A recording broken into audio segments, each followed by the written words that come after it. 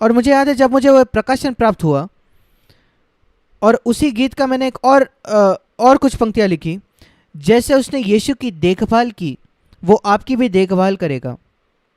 ये एक अद्भुत सत्य है जिसने मुझे आशीषित किया है इन 46 वर्षों से भी अधिक समय में, जब मैंने उसको समझ लिया था अलग अलग परिस्थितियों में। जैसे उसने यीशु के लिए देखभाल की, मेरी भी वो देखभाल करेगा। आंधियों के समय, खतरों में, जब लोग आप पर हमला करना चाहते हैं, आपको तकलीफ देना चाहते हैं या आपके लिए जीवन को कठिन बनाते हैं, जैसे उसने यीशु की देखभाल की वो आपके लिए देखभाल करेगा। कई कई परिस्थितियों में देखता हूँ सुसमाचारों में जहाँ लिखा है कि उन्होंने कोशिश की यीशु को मारने की, पर वे नहीं कर पाए। और एक कारण जो है उसका समय नहीं आया था, बस उतना ही कारण दिया है। ये नहीं कि लोग बहुत कम थे या यीशु के पास उसका रक्षा करने के लिए बहुत थे, नहीं, यीशु के पास रक्षा करने के लिए कोई नहीं था, पर वे उसको नहीं पकड़ पाए। एक ही कारण था, उसका समय नहीं आया था। क्या आपको लगता है ऐसे कोई जंतु होंगे नासरत में? नासरत इतना साफ सुथरा नहीं है जैसा आज हमारी जगह होता है। उनके पास इतने साफ सुथरा होने के नियम नहीं होते। मुझे लगता है उस समय नासरत में कई ज़्यादा जंतु होंगे जैसे हमारे आसपास है, उससे भी ज़्यादा। यीशु मसीह का क्या क्या उसको वो बीमार हो सकता था और मर सकता था उन जंतु के द्वारा? उन दिनों में लोग मरते थे बीमारी से, मैं निश्चित हूँ। ऐसे लोग थे जिनको अलग अलग बीमारियां होती थी इसराइल में उस समय। ऐसे कैसे कि उसमें से कोई भी बीमारी यीशु को नहीं हुई? शायद हो भी सकती थी, पर यशायाह 53 में लिखा है कि वो बीमार भी हुआ, उसको बीमार होना ही था। नहीं तो वो नहीं चाहता कि हम किसका सामना करते हैं जब हम बीमार होते हैं। मैं धन्यवाद देता हूं परमेश्वर को उस वचन के लिए कि वो बीमारी को जानता था। यशायाह 53 में वो वचन है। वो हमारे जैसे परीक्षण होने में एक हिस्सा था कि वो जाने कि बीमारी क्या होती है, पर उससे उसकी मृत्यु नहीं हो सकती थी, कोई बीमारी उसको नहीं मार सकती थी। एक ही कारण से, उसका समय नहीं आया था तब तक। उसने मेरी इतनी सहायता की है मेरे जीवन में। मुझे कोई फर्क नहीं पड़ता कौन मुझे तकलीफ देता है, शत्रु है, जंतु है, बीमारी है। आपको डर में जीने की आवश्यकता नहीं मेरे भाई। अगर आपने निर्णय किया है कि परमेश्वर आपके जीवन में पहला होगा और इस संसार में दूसरी कोई बात यीशु से अधिक मूल्यवान नहीं होगी, तो आप सुनिश्चित हो सकते हैं कि वो आपके लिए वैसी ही देखभाल करेगा जैसे यीशु की उसने की। उससे बहुत आराम मेरे जीवन में आया है। मुझे कोई फर्क नहीं पड़ता मुझे कहाँ जीना पड़ता है। अगर परमेश्वर कहे अफगानिस्तान में जीना है तो मैं वहाँ जीऊँगा। मैं जानता हूँ मेरा समय आने से पहले कोई मुझे छू नहीं पाएगा। जैसे कोई महान संत ने कहा है, मैं अमर हूँ जब तक मेरे जीवन का काम पूरा नहीं हो जाता। ये वही लोग कह सकते हैं जिन्होंने अपने जीवन पूरी तरीके से मसीह को समर्पित किया और अपने जीवन को परमेश्वर के लिए जी रहे हैं। यीशु कह सकता था कि वो अमर था जब तक उसके जीवन का कार्य पूरा नहीं हो जाता, कोई उसको मार नहीं सकता था। और ये अद्भुत तरीका है जीने का इस पृथ्वी पर, क्योंकि वो हमारे जीवन में ऐसी विश्राम को लाता है और शांति लाता है और चिंता से मुक्ति को लाता है। क्यों मैं ये सब कहता हूँ?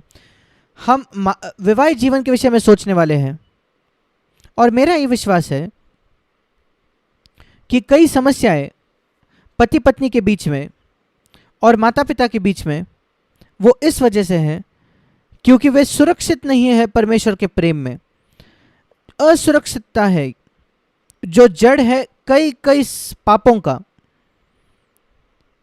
जिस प्रकार एक पति या पत्नी गुस्से से कोई अचानक कुछ बोल देते हैं एक दूसरे को और नाराज हो जाते हैं, एक बुरे मूड में होते हैं, ये सब असुरक्षित महसूस करने की वजह से है। मेरा विश्वास कीजिए ये है क्योंकि कई कई कई वर्षों तक मेरे जीवन में मैं असुरक्षित था। और जब आप असुरक्षित महसूस करते हो, आप गुस्से से कुछ उत्तर दोगे जब कोई आपसे ऐसा कुछ कहता है जिससे आपको चोट पहुंचती है, या आपको इतनी अंदर से तकलीफ होती है कि आप लोगों पर गुस्सा होते हो, आप उससे नहीं बच सकते क्योंकि आप असुरक्षित हो। वही कारण है, दूसरा कोई कारण नहीं है। मुझे याद है मैंने एक पत्नी के विषय में सुना जिसने उसको अपने पति से एक बार कहा, सोचिए कि आपके दरवाजे कोई खटखटाता है और आप दरवाज़ा खोलते हो और वहाँ एक अनजान व्यक्ति है जिसको आप नहीं जानते। आप उस व्यक्ति से कैसे बात करोगे? एक पूरी तरीके से अनजान व्यक्ति, आप उससे गुस्सा नहीं होंगे, आप असभ्य तौर पर बात नहीं करोगे। और उस पत्नी ने कहा, मुझसे सिर्फ वैसे ही बात करो, वो काफ़ी है, मैं और कुछ नहीं मांगती। एक अनजान व्यक्ति से आप जैसे बात करोगे वैसे ही मुझसे बात कीजिए। सोच कर देखिए, एक पत्नी को यह मांगना पड़ता है कि आप मुझसे उस अनजान व्यक्ति की तरफ बात करोगे जो दरवाजे पर आता है, उससे ज्यादा बेहतर बात होनी चाहिए। कई पति पत्नी एक दूसरे से वैसे बात नहीं करते जैसे वो एक अनजान व्यक्ति से बात करेंगे। क्यों ऐसा है? असुरक्षित महसूस करना। हम ये आश्वासित नहीं है कि हमारा पिता हमसे प्रेम करता है जैसे वो यीशु से करता था। और वो जो असुरक्षित महसूस करना है, उसके द्वारा बहुत ही न जानते हुए हमारे अंदर तनाव को उत्पन्न करता है, जिसके द्वारा हम चीज़ें करते हैं, बात करते हैं, और हमारे मन में नाराज़गी हम सालों सालों तक रखते हैं। और ना केवल हम याद रखते हैं जो आपके जीवन साथी ने कई वर्षों पहले किया, पर अपने जीवन साथी को याद भी दिलाते हैं। क्या आपको याद है ऐसे तारीख पर आपने क्या किया था 25 वर्षों पहले? सोच कर देखिए, अगर परमेश्वर आपसे ये कहता तो सोच कर देखिए, परमेश्वर अगर आपसे बात करता है, क्या आपको याद है 25 वर्षों पहले आपने क्या किया था? मैंने उसका नहीं बोला हूं, आपको कैसे महसूस होता? परमेश्वर का धन्यवाद हो कि परमेश्वर कभी ऐसे बात नहीं करता। अगर कोई पाप है जिसका आपने अंगीकार कल भी किया हो, उसने उसको मसीह के लहू में शुद्ध किया है, और वह कहता है मैं उसको याद नहीं करूंगा। परमेश्वर आपको नहीं कहेगा कि आपको याद है कल तुमने क्या किया, नहीं। वो कहता है कि मैं उसे कभी याद नहीं करूंगा। मैं आपको ये विनती करता हूं मेरे प्रिय भाइयों, बाइबल हमें बताती है एक दूसरे को क्षमा कीजिए जैसे परमेश्वर ने आपकी क्षमा की है। ये सबसे मुख्य ज़रूरत है विवाह में, शादी में।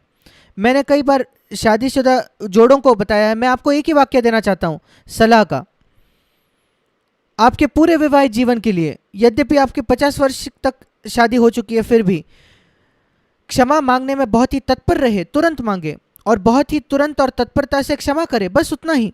मैं कहता हूं अब जाइए, आप उसी के साथ अपने बचे हुए विवाहित जीवन में जी सकते हैं। 50 वर्षों आज से आगे आपको उसकी जरूरत पड़ेगी। बहुत ही तत्पर रहे क्षमा मांगने में। दूसरे शब्दों में, जैसे ही आप जान जाते हो कि आपने अपने जीवन साथी को चोट पहुंचाई है या आपके बच्चों को, तो बहुत ही जल्द से उनसे क्षमा मांगे। मुझे माफ कर दो मेरे बेटे, मैं गलत था, मुझे वो नहीं कहना चाहिए था तुम्हें, मुझे उसके लिए आपको दंड नहीं देना चाहिए था, क्योंकि वहां मैं समझ गया हूं कि आपकी गलती नहीं थी, मुझे क्षमा करो। क्या आपने कभी ऐसे बच्चों से आपने बात की है?